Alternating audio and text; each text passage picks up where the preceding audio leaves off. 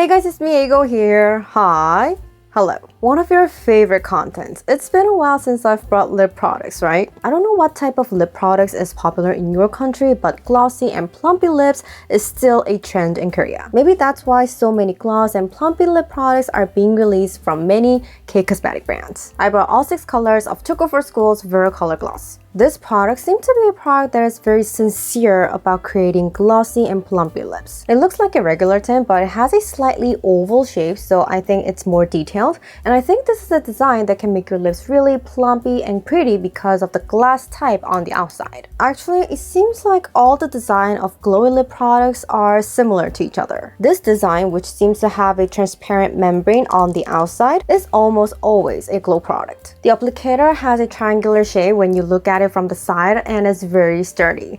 And in the center of the tip, you can see a hole like this, and it's called a scoop hole. Since the tint is contained within the hole inside of the tip, it's said to fill in the gaps between the wrinkles well when applied to the lips. The formula felt a lot thicker than I expected. They say it has a comfortable finish without the heavy stickiness typical of gloss due to the combination of light, high viscosity oil. When applied to the lips, it melts at the temperature of the lips and forms a thick glaze barrier, creating plumpness. They say it forms a coating barrier when it comes in contact with the air, creating plumpness once more. So they say it's called a double tangle glow that fills up twice. I think it has a slight plumping effect because it's said to contain 1% menthol. But maybe because it's only 1%, it wasn't irritating at all. I could feel almost nothing. Overall, the colors felt very calm and kind of like MLBB. It's the cold season in Korea right now, so I think these colors were perfect for this season. But what I discovered while testing out these products was that the glow and the color of the tint was kind of separated. I left it on my arm for about 30 minutes and I was able to see that the layer of the gloss separated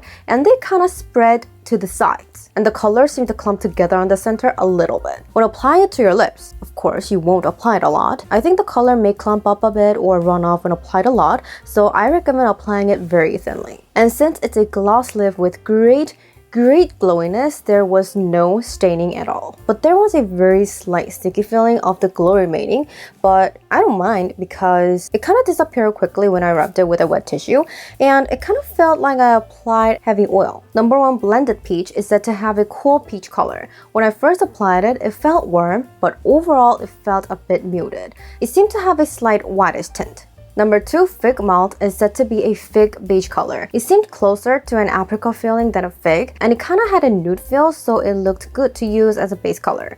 I recommend it to those who are spring warm tones. Number 3, rosy bourbon is called a smoky rosy color, but it's more grayish than I expected. It was a color that seemed to go well with muted cool tones, and it seemed to look good when you want to create a very calm and natural lip color. Number 4, mauve rum is said to be a cool mauve color. It seemed like a mauve color with a lot of blue undertones. Compared to number 1, it feels very cool, and maybe that's why number 1 looks a bit warm in comparison. Number 5, red oak is said to be a sensual red color. At first, I thought it was a cherry red with a lot of brown in it, but as time went by, I realized that it was deeper than I thought. It was a color that seemed to go well with autumn deep tones. Number 6, plum shad is called a deep plum color, but it looks like a grayish plum color. You can think of it as a cool deep version of number 4, and it seems like a color better suited for winter than autumn. Personally, I like the color number 5, but the only thing that was very slightly disappointing was that I think it would have been better if it had a slightly more coolish feeling. However, since the colors of these tints are not very dark, I personally find it to be prettier when applied a slightly more pigmented tip first and then apply TooCoolForSchool's Verre Gloss on top. For example, I applied Tony Moly's Get It Tint Colorful Water very thinly and then applied gloss on top. This will create a more pigmented, plumper lip and will last longer. And since some of you guys also asked me about the scent, personally,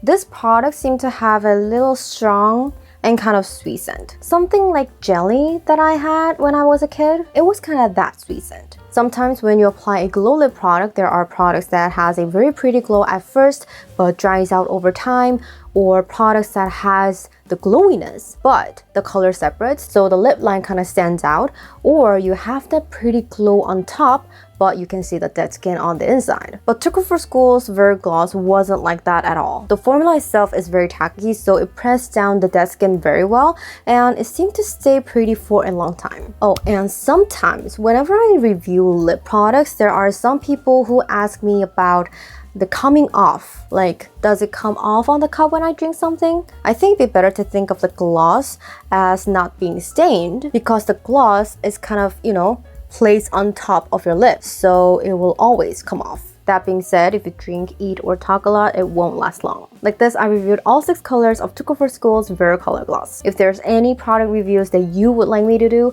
please leave a lot of comments. So my video is still here. Thank you for watching my video today. Don't subscribe, press the like buttons, and please leave some comments for me. I'll see you guys next time. Bye-bye.